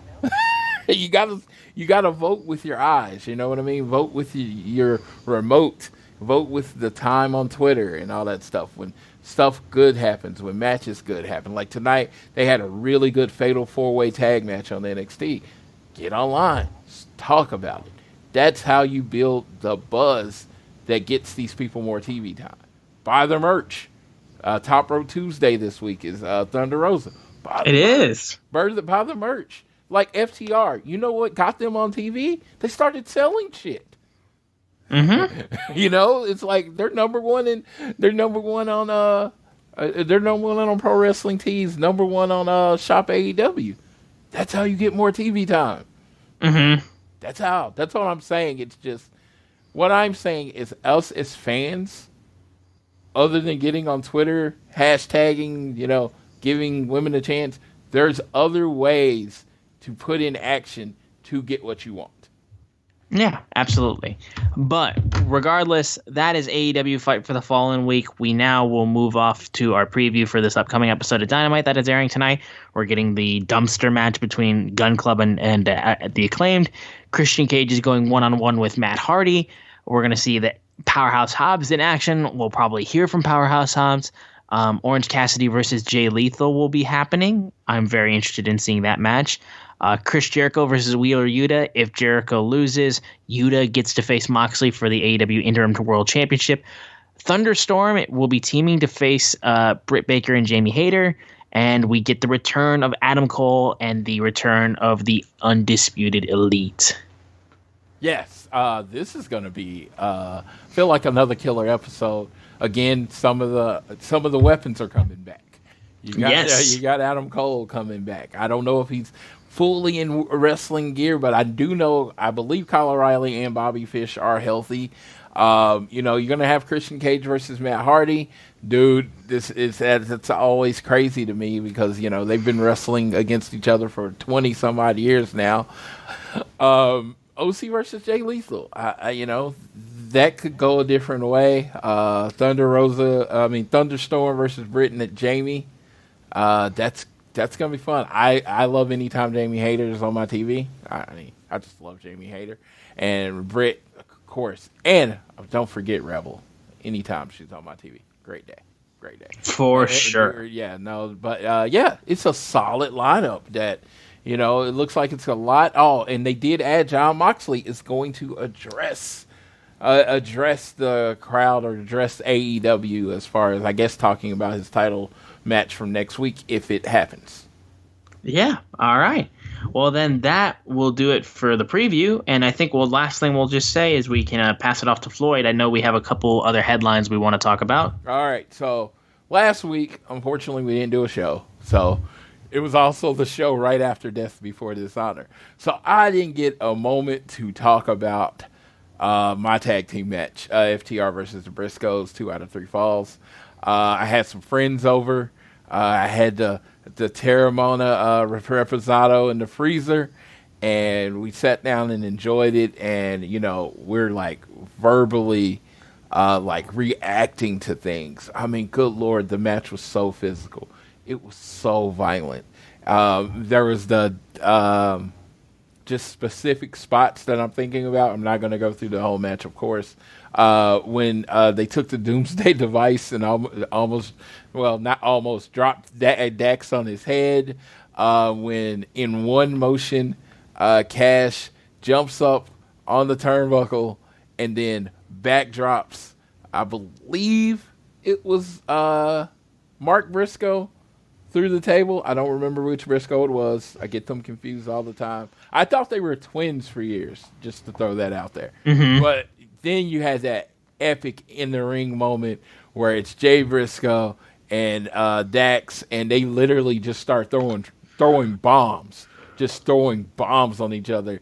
And Dax put up a thing that says, "When your two uncles at the family reunion get tired of each other's shit." And that was a perfect moment, and it was a perfect description of it. It was, it's wrestling, but it looked, very much delved into the lines of fight. It was a war. It was a perfect match. FTR with a pile driver off the second rope. FTR gets the pin, exhausted in the ring, beaten and bloody. They hug. They shake hands after the match. Are in true ROH Donner style. Dax goes out to the ring, and right next to in the back, he pushed the fans out the way. And who comes and gives him the biggest hug in the world? Our friend Jax the Draw, Jackie Rodriguez. Yeah. Yes, in a moment that is even made more hilarious by our guy Caprice Coleman calling Jackie Dax's wife. That is not the case. Very much not the case, but it was hilarious because, of course, he literally moved them out the way to hug. If you think about in the annals of professional wrestling, you generally only do that for your family. So I could see it wasn't a huge jump to conclusions. No, so I could see it, but it was funny. Jackie got her moment on TV. She's like, "I thought the cameras are off," and I was like, "No, the whole world saw it, and that was awesome." I'll tell you. There are a lot of wrestlers that are really good to their fans. A lot of wrestlers that are really good to their fans. Because I'm never going to say this. I've met some of the nicest people in the world. Anna Jay remembers who I am every time I meet her. And it's just and then it's not like I'm this crazy Anna Jay fan. It's just, every time it's just like, "Hey, Floyd," and, it's kind of cool. Just putting that out there because I will put FTR on par with any of them. Yes. They take care of their fans. They treat you just like normal people. But yeah, when you do stuff and you show up and they see that you're consistent, they have your back. They're good guys. They're just really good dudes. And I don't say that a lot. I very much me and you've had this conversation off. I try to separate, entertaining and who you are as another person, and that I don't, for the most part, know you as a regular person. I know the entertainment version of you. But they've kind of crossed to that line where I would venture to bet that they are actually good people. Yes, and I would vouch for that too. Probably that's a big statement from me because I don't say stuff like that. That was just another cool once in a lifetime moment. That if she never goes to another match, anytime she brings up, Death Before Dishonor, she has that moment, and that is freaking cool, and I couldn't be happier. But the match reached a whole nother level. I've literally watched it 3 times since the original debut. If you ask me which match is better, this match or the one at Supercard of Honor, well, one I was watching from Oklahoma to Massachusetts, and one I was 20 feet away. So which one do you think I was going to think is better? Yeah, I wonder. Yeah, so I'm just like, it's going to be my personal thing because I'm an emotional person. And of course, when you're in the building, that emotion is much higher than you're watching from TV, even though I really enjoyed the match immensely. I just thought it was perfect. You got another 5-star match from Dave Meltzer on the Wrestling Observer. Not that that means anything, but, when they're voting at the end of the year and they're talking about Tag Team of the Year, that's going to come up. The weird thing is, though, everybody's talking about FTR's Tag Team of the Year, which, of course, I'm very biased opinion. I believe that. The Briscoes have also been in 2 5-star matches this year. Yeah, let's not forget that they're also takes 2 to tango. Yeah, the Briscoes have also been in 2 5-star matches, and they have been the champions in Impact, and they were the ROH champions when they lost it. So they're having a hell of a year as a tag team too. So it's going to be fun at the end of the year to see who actually wins it.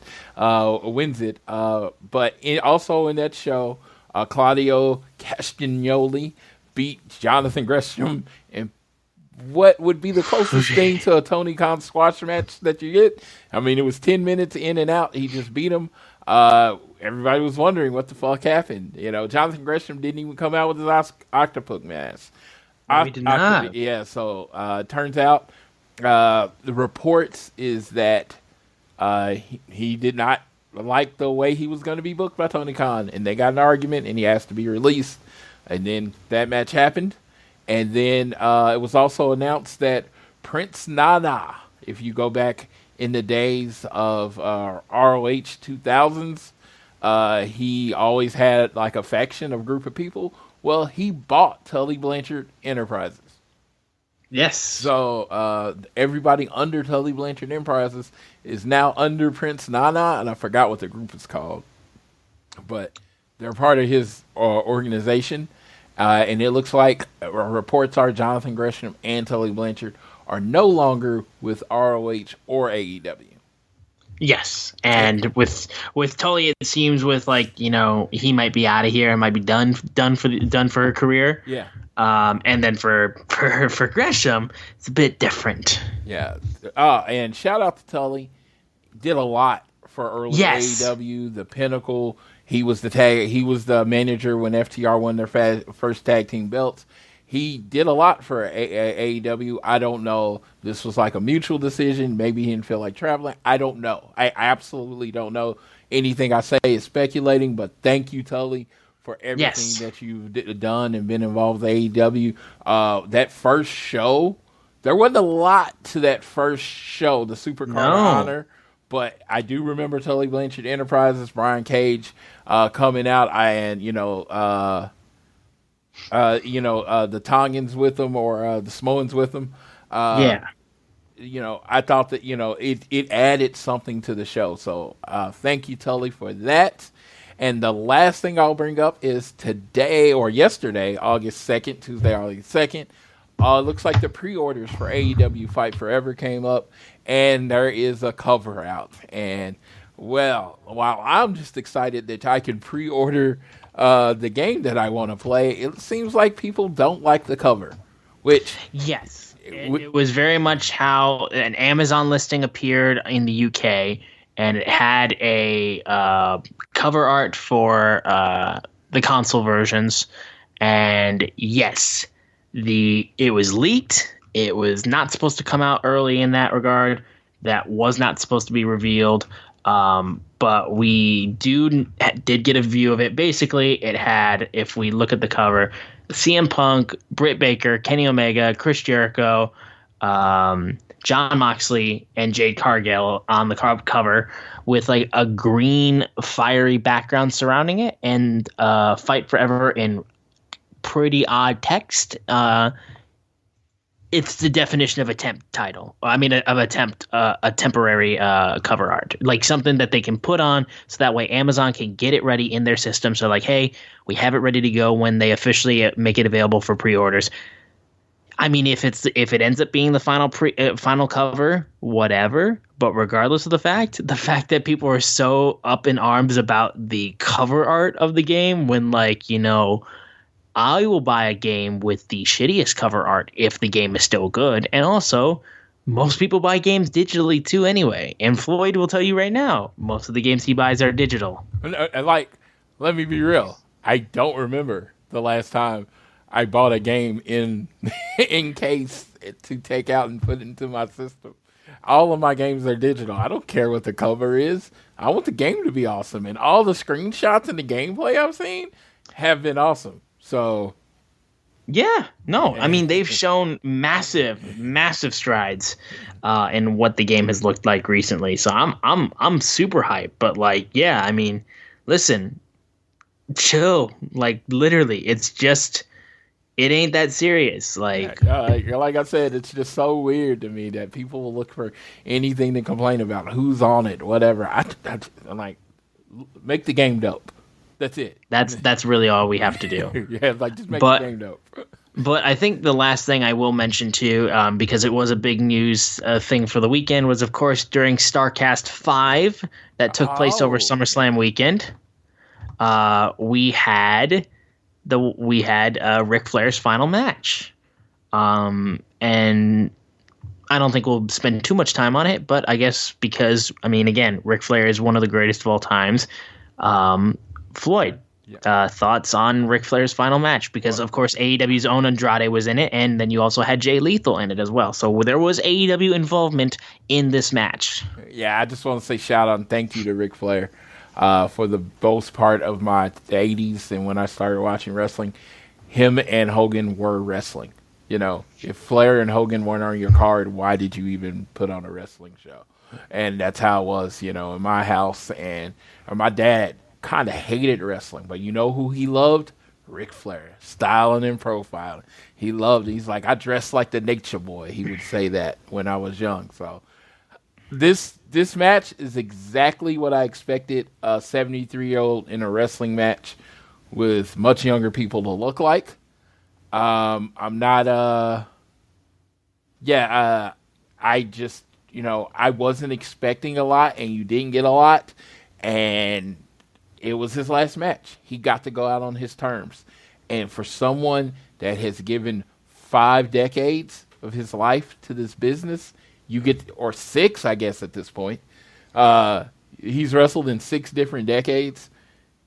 You get to go out the way you want to go out. Yeah.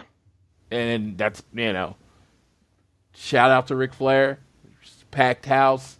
Good match. I mean, I say good match. I'm not gonna lie. It was a match. It happened. It's over. I'm not, like I said, I'm not gonna bury it because I was telling Austin before. I'm not gonna bury it because it was a 73-year-old in a wrestling match. The bar was low. You know what I mean? He's 73 years old. I mean, like, you know, just like, I don't know what people at 73 do, but falling and actively getting up and running ropes isn't a thing that tends to be on their list. No. There were some cool moments in the match where Megan almost got in a fight with Karen Jarrett. Karen Jarrett called her, said, "Fuck you, bitch," and it called on Mike. It was really like, it's like, I feel like Cody might have wrote this match. A bit, you might have. Because it went fucking everywhere, and it was this beautiful cluster of an homage to a wrestling god. And I don't mean it in JBL's heel version. I mean, when you talk about the Mount Rushmore of wrestling and you don't have Ric Flair on it, you don't have a Mount Rushmore of wrestling. Yeah, no, I mean, that's pretty much it. You know, it was Flair wrestling at an age where, let's be fair here, people at that age should probably not be wrestling. And if I'm going to get like the most critical of it, I will get. If you didn't watch that match and didn't picture Mickey Rourke in The Wrestler, you're a better man than I am, because that's literally what I fucking saw. I didn't picture it at the time, but when you said it, I'm like, that's exactly what it was. Yeah, I was like, I literally saw that, and I was just like, oh my god. And like, but listen, that's the most critical thing I'm gonna say. Ric Flair is legendary, household name. And we're talking about household names in an era where Hulk Hogan was one of the top things in wrestling. If you come from that era and you can become such a level that like you're on par, if not more of a household name in wrestling, on a level of Hulk Hogan, like at the same time when he was around, that's fucking hard, because Hogan was king that period. So Flair was truly outstanding, and he's a legend, and I got nothing but respect for him. And quite honestly, like, you go back and you watch Flair Steamboat, like, holy shit, dude, this dude was amazing. So I will say to anybody who did watch his final match and felt a little bit like maybe how I probably felt after watching that match, watch back some old Flair stuff. Because this dude, like, if you had any doubt that this dude wasn't that guy, he was. And in a small sense, he still is. But maybe not in the ring, if that's the most thing I can say about it. Yeah. But Flair Country, man, that was a real thing. It was a huge thing. It was a huge thing. It was like, if you were in the southeast part of this country, they did not give a fuck about Hulk Hogan. And so that was Flair Country. That was Ric Flair. He was the boss. He was the man. He was the draw.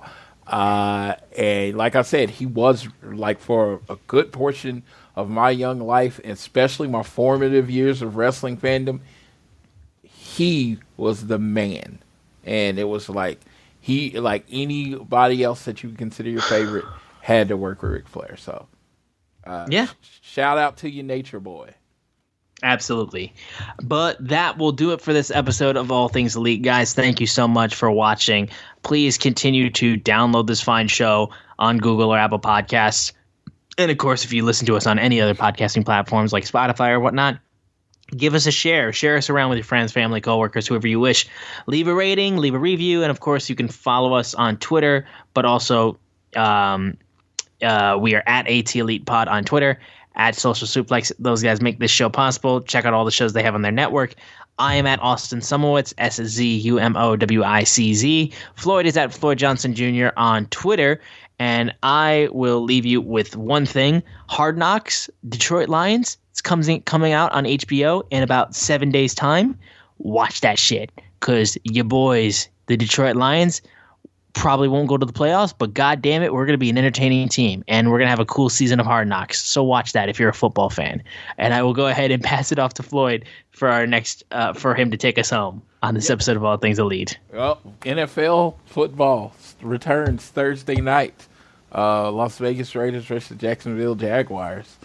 So yeah, I'm very excited this time of year. I'm getting all giddy and happy inside, but this message is just for one person. It's for the godfather of Social Suplex, Mr. Jeremy Donovan. He is getting married soon.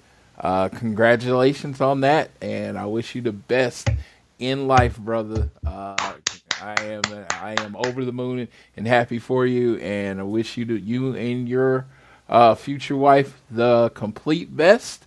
And with that, I will leave you like I always leave you. Whether it is home, work, or school, always do your best to be elite.